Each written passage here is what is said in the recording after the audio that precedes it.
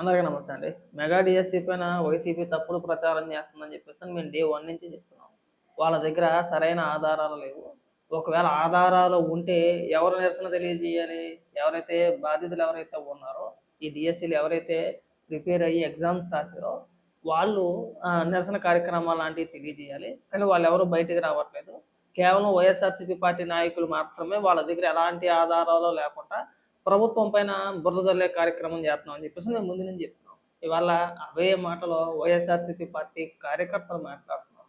దేనికి అంటే మొన్న కర్నూలులోని ఈ ఉపాధ్యాయులందరూ కూడా ఎవరైతే 16,000 మంది ఈ టీచర్లు ఎవరైతే ఉన్నారో వీళ్ళంతా కూడా కర్నూలులో ఒక నిరసన కార్యక్రమం తెలియజేశారు. ఆత్మగౌరవ సభ అంటే మొత్తం అందరూ కాదు, కర్నూలు, కడప, అనంతపురం ఆ ప్రాంతాల వ్యక్తులు. ఆ పోస్టులు ఎవరైతే వచ్చినాయో వాళ్ళకి. ఆత్మగౌరవ సభ అని చెప్పేసి ఒకటి పెట్టుకున్నారు. అందులో అది బాగా సక్సెస్ అయింది. అది చూసిన తర్వాత ఒక వైసీపీ కార్యకర్త మాట్లాడిన వీడియో మాట. ఒకసారి ఏమని మాట్లాడుతున్నారో వినిపిస్తామన్నా. ఏ మాటకి ఆ మాట చెప్పుకోవాలి భయ్య. కర్నూలులో డిఎస్సిలో ఉద్యోగం వచ్చిన వాళ్ళు చేసే ఆత్మగౌరవ నిరసన మాత్రం it's a master stroke by Nara Lokesh గారు. అప్రిషియేట్ చేయాలి మనం. స్టాన్ఫర్డ్ చదివిన తెలివి మాత్రం nice. It's a master stroke. ఎందుకు ఈ మాట అంటున్నానంటే, అసలు డిఎస్సిలో అన్యాయం జరిగింది అన్నోళ్ళు రోడ్డు మీదకి రావాలి కదా. వాళ్ళు కదా ఇప్పుడు కర్నూలులో ఉద్యోగం వచ్చిన వాళ్ళు ఎలా నిరసన తెలియజేస్తున్నారు, ఉద్యోగం రానోళ్ళు కూడా అలా నిరసన చేయాలి కదా. లేదు మేము ఇళ్ళల్లో కూర్చుంటాం, మా కోసం వేరే పార్టీ వాళ్ళు గొంతెత్తండి, మా కోసం ఇంకెవరన్నా గొంతెత్తండి అంటే ఎట్లా? మీరు కదా ప్రాబ్లం మీది, మీరే వెళ్ళి అడగాలి, మీరే నిరసన తెలియజేయాలి. ఎక్కువ తక్కువ మాటలే మీరే వెళ్ళి నిరాహార దీక్షలు చేయాలి. అది వదిలేసి వీళ్ళు సహాయం తీసుకుంటాం అంటే ఫస్ట్ మనం మన కోసం యుద్ధం చేయగలిగితేనే పక్కోడు కొద్దిగా గొప్ప సహాయం చేయగలరు. అసలు విషయం ఏంటంటే అక్క, మీకు కూడా తెలియని విషయం ఏంటంటే ఇక్కడ ఎవరో కూడా ఈ డిఎస్సి అభ్యర్థులు ఎవరైతే ఉన్నారో వాళ్ళు ఎవరో కూడా ఈ డిఎస్సి నియామకంలో ఎక్కడ అవకతవకలా జరిగినాయి అని చెప్పేసి ఎవరో భావించట్లా.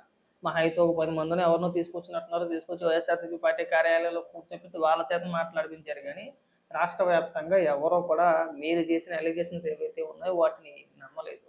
నమ్మలేదు కాబట్టికే వాళ్ళు ఎవరో కూడా బయటికి రాలేదు. లేకపోతే వాళ్ళకి తెలుసు. ఇప్పుడు నాకు అన్యాయం జరిగింది అనుకోండి, నా తరపున నేనే పోరాటం చేస్తాను. నా తరపున మిమ్మల్ని పోరాటం చేయమని చెప్పేసి నేను ఇంట్లో పడుకుంటాను. కాదు, చిన్న లాజిక్. ఒకవేళ వైఎస్ఆర్సీపీ పార్టీ చేసే ఈ నిరసన కార్యక్రమాలు కావచ్చు, ఈ పోరాటం కావచ్చు, ఒకవేళ వాటిలో వాస్తవం ఉంటే ఈ పార్టీకి ఈ డిఎస్సి పైన మీరు చేసిన ఉద్యమం లేదంటే ఈ నిరసన కార్యక్రమాలు ఏవైతే ఉన్నాయో అది రాష్ట్ర వ్యాప్తంగా ఏ ఏ రేంజ్లో తీసుకెళ్ళగలగాలి? వర్కౌట్ అయిందా? ఎవరైనా డిఎస్సి అభ్యర్థులు బయటకు వచ్చారా? రాలేదు. రాలేదు అంటే అర్థం ఏంటి? వాళ్ళకి తెలుసు ఈ డిఎస్సిలో ఎలాంటి అవకతవకలు జరగలేదు, అసలు ఇందులో అవినీతి జరిగే ఆస్కారమే లేదని చెప్పేసి వాళ్ళకి అర్థమయ్యింది కాబట్టికే మీరు రాజకీయం చేయాలనుకున్నా సరే మీ నిరసన కార్యక్రమంలో ఎక్కడా కూడా ఈ డిఎస్సి అభ్యర్థులు ఎవరు కూడా పాల్గొనలేదు. వాళ్ళు ఎవరో చెప్పలేదే మిమ్మల్ని పోరాటాలు చేయమని చెప్పేసి. ఏదో వచ్చారు, మీ ఆఫీస్లో కూర్చోబెట్టారు, ఓ నలుగురు చేత మాట్లాడిపించారు, అయిపోయింది. మళ్ళీ సడన్గా ఎప్పుడు ఎత్తుకున్నారు? కేంద్ర విద్యాశాఖ మంత్రి ధర్మేంద్ర ప్రధాన్ గారు ఎప్పుడైతే రాజీనామా చేశారో అప్పుడు పట్టుకున్నారు. అసలు మీ మాటలను ఎవరైనా నమ్ముతాడాక? కాకపోతే ఏంటంటే నాకు నీలో నచ్చేది ఏంటంటే అక్క, అప్పుడప్పుడు ఉన్నట్టుగా మాట్లాడతాం. అప్పుడప్పుడు, ప్రతిసారి కాదు.